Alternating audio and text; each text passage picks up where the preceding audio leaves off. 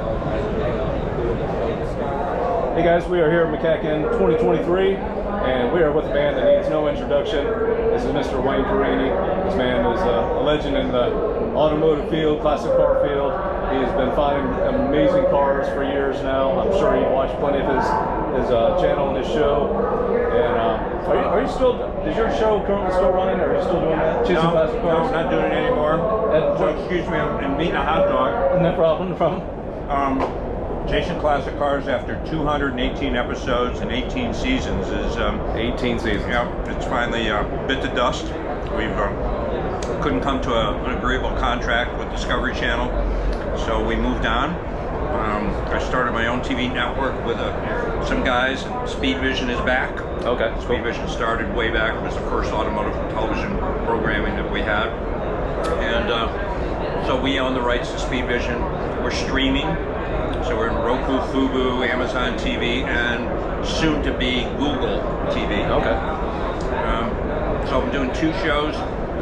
One's called On the Road with Wayne Carani, where I talk to people about their car collections and shops that are restoring or making restaurants or whatever. And then we're doing an auction show called The Classic Bid, where we analyze car auctions. Okay. And we talk about future car auctions that are coming up, and then what happened at the past auctions. So yeah, we're on. And then I'm doing this Talking Classic Cars, which we're in the studio. We're in the Car Capsule studio today. The Car Capsule studio. It's pretty cool. So that's what we're doing. That's awesome. Sir, you have been, how many years have you been after cars? I mean, my whole life. My dad restored cars for a living. He founded the Model A Restorers Club of America back in 1951. And so when did you decide to start your own shop and show and everything? Well, the show came later. But what initially happened was that I saw how hard he was working and how hard he made me work when I was growing up.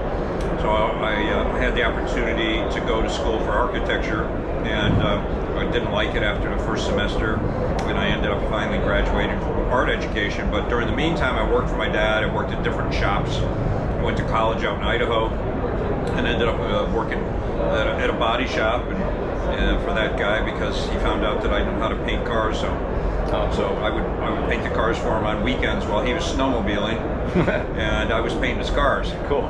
And then I just, I went back to work for my dad. I couldn't find a job I wanted in teaching art education, so I went back to work for my dad, and Ferrari came in for repairs. I love Ferraris, and I did my first one. Luigi Canetti at Greenwich was the United States importer for Ferrari, saw the job I'd done on the car, and he started sending me cars, and next thing you know, there's 10 Ferraris in our shop that I'm fixing. And so my passion was that, and that's how I really got a good foothold in the industry. And then one day there was a story written about me about a Hudson Italia that I had tried to buy since I was 16, and I finally bought it when I was 52.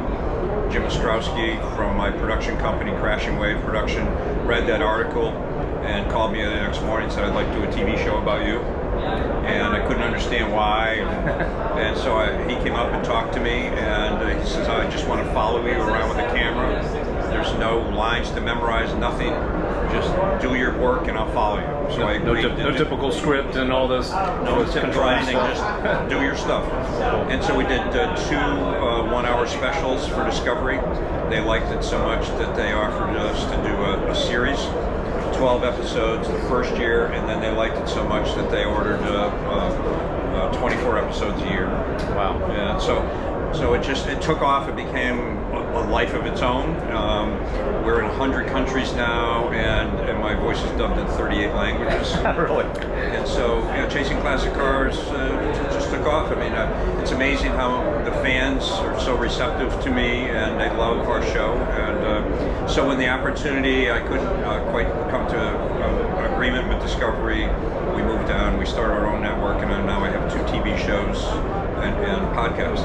Nice. Yeah. I remember the first couple of episodes I watched of yours. I'm like, who is this guy? I'm like, what is this channel? And I'm trying to find some different things and coming across different classic car channels. And man, I started watching what you were finding. I'm like, oh my gosh, how was he finding this stuff? Well, it's a very lucky thing. I've been very lucky in life, to have the opportunity to do a TV show is outrageous to think about that. But you know, luck is when preparation meets opportunity. You're prepared in life. You feel comfortable with yourself and what you know, and somebody opens the door and gives you a chance. And it worked out for me, and it's worked out ever since with everything I've done. Basically, I've been very lucky. There's plenty of bumps in the road, but the matter of how you judge a person's character, I think, is how they take those bumps in the road, how they work around them and make lemonade out of lemons, as I say. You know. Now, one of my favorite episodes, because it's my favorite car in the world. Could you tell me a little bit about how you found that? I mean, maybe you found more than one now, but the episode I remember is the Orange Mira. The Orange Mira, actually in Chicago. Really? It was right here in Chicago. So a postman let me know about that. Really? Yeah, he called me. He said there's a Lamborghini in this garage. It's a long story, but I didn't end up getting it. I got the guy because he wanted to see our show and he didn't have cable, so I bought him cable for his house. My wife would pay the bill every month so he could watch the show. And in the end, I didn't get the car. This is a long story, but it didn't work out. But still, there's lots of other Miuras that have come across our plate, that's for sure. I'm not even sure if I've seen a lot of it. That's one that sticks out to me. I'm not even sure if I've seen any episodes where we've restored a lot of okay. But that was the best. Is that your like only one find. you were like that's the barn find one? That was owned by it was a gentleman. His name was Ray, and he bought it from Ford Motor Car Company, who had bought it from Lamborghini so that they could look at it and figure out some of the sports car aspects of the car. And then when they were done looking at it, they sold it, and he bought it. I can't even imagine. I wouldn't be able to breathe if I opened the door and saw that car sitting there. Yeah, that was pretty exciting, you know. But there's been a lot of those. I know. Over the years. Yeah, you've found some amazing things, and some of the Ferraris. I was like, I knew you had a passion for those.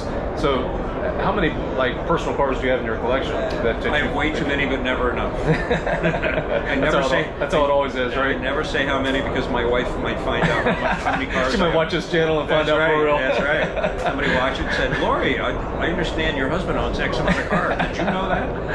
Man, I just talked to someone recently that, because we had found a rare Camaro a while back, and I wanted to know what happened to that car, and actually got a gentleman over here.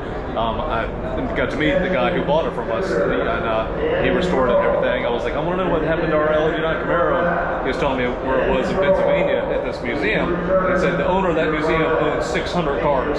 I'm just like, 600 cars. Well, I mean, you know, my collection is rather large at the moment. I was just doing an interview with Dana Meekum, and he's got the same problem. But exactly. You got to flush them out every once in a while and rotate them around, and yeah, I mean, you know, get something new. When you start buying, it's an obsession, and next thing you know, you say, oh my God, it's too much.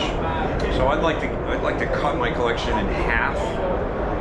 That would still be way too many cars, but you know, it's just one of those things. It's funny, I was on an airplane a couple weeks ago going to California, and I wrote them all down on a pad, and I started checking off how many cars, you know, I was going to sell, and then I took a nap, and I woke up and I said, oh my God, how could I think of selling that car? Exactly. And it got from a lot of cars down to like 7. And I, okay, well, that's not going to help me, 7 cars, but okay, it's a start. I can completely understand that. If I had the means, I would have probably several hundred, and I'm someone who never sells anything when I like it. Like my guitar collection, I've got like over 30 guitars, and I'm like, oh, I can't sell that. What happens, you know, you get tied up with it. But you know what I've done over the years is I have an autistic daughter, and so her trust has a few cars in it. My grandchildren, they have a few cars in their trust, especially my grandson. So yeah, you just give them away. And then the best thing is you give them away and you have them so that it helps them in the future, and you get to play with them while it's there. Yeah. It's not like putting some money in a CD. Exactly. What good is that? Right. Not to me, it's not. Can't drive your $100 bills around. No, I mean, you know, I look at my phone and I see how much money's in the CD. I go, that's nice, but that's not passionate. Right, exactly. You know, it is to some people, but not to me.